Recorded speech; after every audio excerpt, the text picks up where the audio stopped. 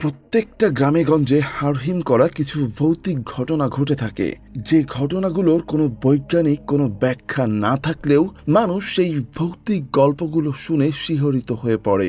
আজ ঠিক এমনই 4টি ভৌতিক গল্প আপনাদেরকে শোনাবো, যে গল্পগুলোর হাড়হিম করা কাহিনী আপনাকে একদম শিহরিত করে তুলবে এবং প্রত্যেকটা গল্পই আপনাকে কিছু হিডেন মেসেজ দিবে। মৃত্যুর পর মৃত মানুষেরা কিভাবে তাদের প্রিয়জনকে হিপনোটাইজ করে সেটাও এই সিরিজটিতে তুলে ধরা হয়েছে। বলছিলাম হরর থ্রিলার সিরিজ পেট কাটা শয়ের কথা। দুর্দান্ত হরর থ্রিলারের এই সিরিজটির প্রতিটি গল্প আপনাকে একদম চমকে দেবে, তাই অনুরোধ রইল সম্পূর্ণ এক্সপ্লানেশন দেখার। আর চ্যানেলে নতুন হয়ে থাকলে সাবস্ক্রাইব করতে ভুলবেন না। প্রথম এপিসোডের নাম এই বিল্ডিংয়ে মেয়ে নিষেধ। এপিসোডের শুরুতেই আমরা আবিরকে একটি মাছ হাতে বাসায় ফিরতে দেখি।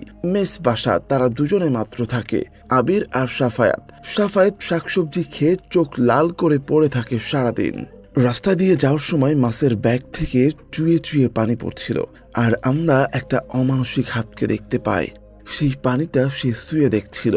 বাসায় ফিরে আবির চা বানাতে শুরু করে। রুমে ফিরেই সে অদ্ভুত ধরনের এক মেয়েকে বসে থাকতে দেখে। সে তখন বলে ওঠে, এই আপু, এই বিল্ডিংয়ে মেয়ে নিষেধ, আপনি মনে হয় ভুল অ্যাপার্টমেন্টে চলে এসেছেন। আর তখনই সাফায়েতের লাশ পড়ে থাকতে দেখে তীব্র আতঙ্কে সে চিৎকার করতে থাকে, কিন্তু তার কণ্ঠ কেউ শুনতে পায় না। ধাতস্থ হয়ে বসে আবির। চোখের সামনে বসে আছে কুৎসিত মৃত দুধ। তার মনে পড়ে তার দাদির বলা কথাগুলো, বিপদে কখনো পিঠ দেখাবি না, বুক চেতিয়ে এগিয়ে যাবি, বুকের কাজ বিট করতে পারে না।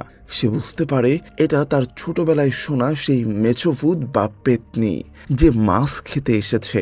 সাফায়েত নেশার ঘরে উল্টাপাল্টা কিছু করেছে বলেই তার মৃত্যু হয়েছে। সে বুকে পাথর রেখে এক পিস কাটা মাছ কেটে দেয় পেতনিটাকে। মাছের রক্ত দেখে বিকট চিৎকার দিয়ে পেতনিটা উল্টে দেয়। তখন সে ভাবে এটা বুদ্ধিমান একটা প্রাণী, এই কাঁচা মাছ না দাওয়াত খেতে এসেছে। কিচেনে ফিরে এক পিস মাছ ভাজতে থাকে, আর সাফায়েতের মরাদেহকে কাকতারুয়ার মতো বানিয়ে পেতনিকে ব্যস্ত রাখে। ফিরে এসে ভাজা মাছ দিতেই গা ঘিন ঘিন করার কায়দায় মাছ খেতে থাকে পেতনিটা। এই ফাঁকে আবির দরজা খুলে বের হয়ে যেতে চায়, কিন্তু সে সময় পেতনি তার দিকে তাকিয়ে সম্মোহনী হাসি হাসে। আবির মন্ত্র মুগ্ধের মতো ঘরে ঢুকে আবার দরজা লাগিয়ে দেয়। সিন পরিবর্তন হয় কিছু বছর পর। এতক্ষণ আবির তার 3 বন্ধুকে এসব গল্প শোনাচ্ছিল। এরা এসেছে তার বাসায় বেড়াতে। সে গল্প থামিয়ে বলে, এসব বাদ দে, চল খাবি, তোদের ভাবি তোদের জন্য মাছ রান্না করেছে। এই সময় এক বন্ধুর নাক থেকে একটু ব্লিডিং হয়, আর সেই পেতনির হাত তাকে পেছন থেকে খামচে ধরে। আর এখানেই শেষ হয় প্রথম এপিসোড। দ্বিতীয় এপিসোডের নাম মিষ্টি কিছু।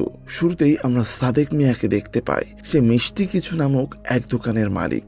মিষ্টির দোকানদার সাদেকের ভুলে যাওয়ার রোগ আছে। এই রোগের কারণে তার ব্যবসায় লাল বাতি।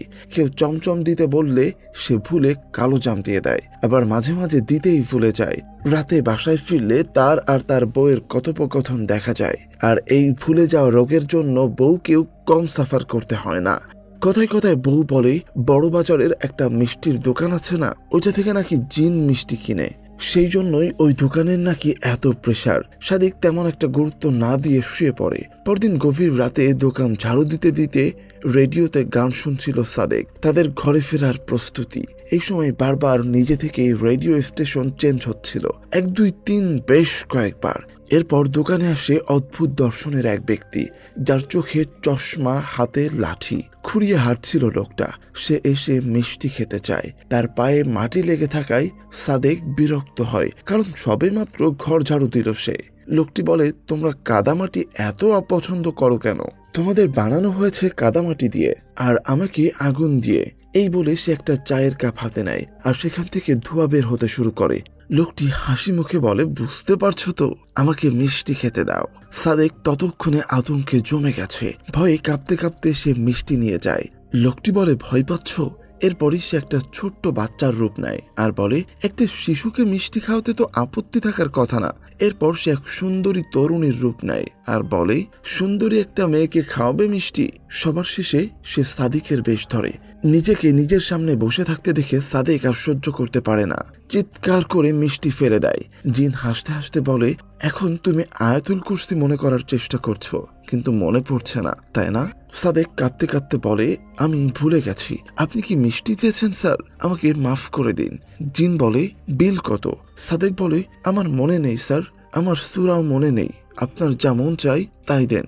জিন বলে, তোমার জন্য আমার মায়া হয়েছে, কি চাও বলো। সাদেক তার কাছে অসম্ভব শক্তিশালী স্মৃতিশক্তির আবদার জানায়। সিন শিফট হয়। সাদেক বাসায় এসে তার বউকে তাদের প্রথম দেখার কাহিনী হুবহু বলে দেয়। বউ কি পড়েছিল, কোন সময় ছিল, এমনকি তার জামায় কয়েকটা ফুল আঁকা ছিল, সব। বউ অবাক হয়ে যায়। অন্যদিকে সাদেককে নিয়ে হইচই পড়ে যায়। যে যা প্রশ্ন করে তার সব উত্তর সাদেকের কাছে আসে। সবাই সে ইতিহাস নিয়ে নানা প্রশ্ন করতে শুরু করে তাকে। উত্তরের বিনিময়ে 2 কেজি মিষ্টি কিনতে হবে। দেখতে দেখতে তার ব্যবসা ফুলে ফেঁপে ওঠে। জিন আবার আসে এক রাতে। কথায় কথায় জিন বলে, তাজমহলের নির্মাণকালে আমি শাহজাহানের সাথে ছিলাম। সাদেক বলে, শাহজাহান সব শ্রমিকের হাত কেটে দিয়েছিল। এই সব কথা মিথ্যা, গুজব। তিনি অনেক দয়ালু ব্যক্তি ছিলেন। জিন জবাব দেয়, ভাবতে হবে গুজবটা ছড়ালো কে। এরপর জিনটি খেতে চায়, কিন্তু ততদিনে সাদেকের মনে ভয় উড়ে গিয়ে সেখানে অহংকার ভর করেছে। সে মিষ্টি শেষ হয়ে গেছে বলে জিনকে বিদায় করে দেয়, আর তার সাথে কিছুটা রুড বিহেভ করে, কারণ একদিন জিন নিজের আগুনের তৈরি হওয়ার ব্যাপারটা নিয়ে বড়াই করেছিল। জিন যাওয়ার আগে বলে, অহংকার খারাপ জিনিস, এই অহংকারের জন্যই আমার পায়ের এই অবস্থা। এই বলে ধীরে ধীরে সে চলে যায়। পরের দৃশ্যে দেখি সাদেকের মানসিক শান্তি নষ্ট হয়ে গেছে। জীবনে সে যেখানে যা পড়েছে, যা দেখেছে, সব তার মাথায় ঘুরতে থাকে। এক পর্যায়ে এই সব তার কাছে নরক যন্ত্রণার মতো মনে হতে থাকে। তার মায়ের পেটে থাকাকালীন সেই নির্জন অন্ধকার শান্তির কথা মনে পড়ে। সে মাতৃগর্ভে ফিরে যেতে চায়। পাগলের মতো চিৎকার করতে থাকে সাদেক। আর জানালায় সেই জিন তিরস্কারের হাসি মুখে নিয়ে দাঁড়িয়ে থাকে। সাদেকের মা আসে বাড়িতে। তখন মা আর সাদেকের বউ কথা বলতে থাকে। সাদেকের মা বলে, সাদেক আমাকে বলেছিল একটা জিন এসবের জন্য দায়ী। তার একটা পা খোড়া। সে নাকি অনেক উপর থেকে পড়ে পায়ে ব্যথা পেয়েছে। অনেক উপর থেকে পড়া একটা জিন, অনেক অহংকারী। এই শুনে একটা বিষয় মাথায় আসে, ইবলিস শয়তান। এটা শুনে সাদেকের বউ পাগলের মতো দৌড়ায় সাদেকের দোকানে। কিন্তু ততক্ষণে সাদেক চিরতরে দুনিয়া ছেড়ে চলে গেছে। তার শেষকৃতে কিছু লোক তাকে নিয়ে কথা বলছিল। সাদেকের তার জন্মের আগের স্মৃতি মনে ছিল, আর হয়তো এর আগের স্মৃতিও। জন্মের আগে কি থাকে, মহাকাশের কোনো অবস্থান? তেমনি এক চিত্র মৃত্যুর আগে এঁকে গেছে সাদেক। সাদেকের বউ বড় দুঃখ করে বলে, কিছু কষ্ট সারা জীবন তাড়া করে, যদি ভুলে যাও যেত। একটা কণ্ঠ তখন বলে, কিছু বলতে চাইলে আমি আপনাকে সাহায্য করতে পারি। এই কণ্ঠের মালিক আর কেউ নয়, সেই জিন। আর এখানেই শেষ হয় 2য় এপিসোড। 3য় এপিসোডের নাম লোকে কি বলে। এপিসোডের শুরুতেই আমরা এক কাপলকে দেখতে পাই। তারা গ্রাম বাংলায় এক্সপ্লোর করতে বেরিয়েছে, কিন্তু এই বিশাল ক্ষেতে এসে তারা বিপাকে পড়ে যায়। ঘুরে ফিরে বারবার একই স্থানে ফিরে আসছিল তারা। সোজা যেদিকেই যাক না কেন, দেখা যায় সেই পুরনো জায়গায় হাজির। এই বিপদের মাঝে সারা জানতে পারে তার সঙ্গী তাকে চিট করেছে। এইসব নিয়ে সে অনেক আপসেট ছিল, কিন্তু অনেক বলে এসব মিথ্যা। এই সময় অনেক পানিতে এক গোছা মানুষের চুল খুঁজে পায়। সারা এবং অনেক এক নদীর পাড়ে এসে পৌঁছায়। এইখানে তাদের দেখা হয় এক বৃদ্ধ দম্পতির সাথে। অনেকের ফোনের চার্জ শেষ, আর চার্জারও হারিয়ে গেছে। তাই চাচাকে জিজ্ঞেস করে, এই গ্রামে বিশেষ কি আছে দেখার মতো বা খাওয়ার মতো? চাচা বলে, এখানে কিছুই নেই, এখানে কেউ ঘুরতেও আসে না, সবাই তোমাদের মতো পথ ভুল করে আসে। এটা কুসংস্কারের গ্রাম। দেশে যত কুসংস্কার ছড়ায়, সবকিছুর উৎপত্তি এই গ্রাম থেকে। তারা চাচার কথা বিশ্বাস না করলে চাচার বউ তাদেরকে বেশ কিছু গল্প শোনায়, যা পুতুল নাচের সাহায্যেই করা হয়েছে। প্রথমে গল্প বলা হয় এক বৃদ্ধের কথা, যে 15 বছর বয়সী 2 মেয়েকে বিয়ে করে। অপ্রাপ্ত বয়স্ক 2 বউ সারা দিন ঝগড়া করে। ফলে ব্লু মিয়া বলে, দুজনে রান্না করো, রান্নার মধ্যে যার রান্না ভালো হবে সে থাকবে, অন্যজনকে বিদায় করে দেব। ভয়ে ভয়ে দুজন রান্না করতে বসে, কারণ স্বামী বের করে দিলে বাবার বাড়িতেও তাদের জায়গা হবে না। দুজনেই কাঁদতে থাকে, আর সম দুঃখে দুঃখী মেয়ে দুটির মাঝেই বন্ধুত্ব হয়ে যায়। এরপর স্বামী খেতে বসে একজনের রান্না খেয়ে বলে, অন্যটা খাওয়ার কোনো দরকার নেই, এটাই সেরা, অন্যজন বিদায়। এই বলতেই দুই বউ মিলে বুড়োকে বেঁধে পানিতে ফেলে দেয়। অনেক বলে এখান থেকে কোন সংস্কার আসছে? চাচা হাসি মুখে উত্তর দেয়, আরেকবার নেন, একবার খেলে পানিতে পড়বেন। বুঝতে পারছেন তো এই কথাটার মানে? তো যাই হোক, আরো বেশ কয়েকটি গল্পও তার থেকে দেশব্যাপী ছড়িয়ে পড়া কুসংস্কার সম্পর্কে বলে লোকগুলো। এইসব ইন্টারেস্টিং উপস্থাপনা এবং গল্পগুলো শুনে শুনে অনেকের অপরাধবোধ হয়, আর সে সারার কাছ থেকে মাপ চেয়ে নেয়। তাদের সম্পর্কের শীতলতা কমে যায়, আর এর মাঝে রাত নামে।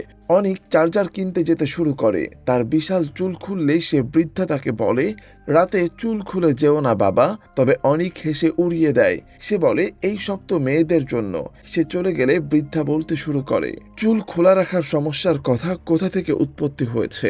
একটা ছেলে ছিল, তার মাথায় কোনো চুল ছিল না। ছোটবেলা থেকেই সে ছিল অনেক মেয়েলি স্বভাবের।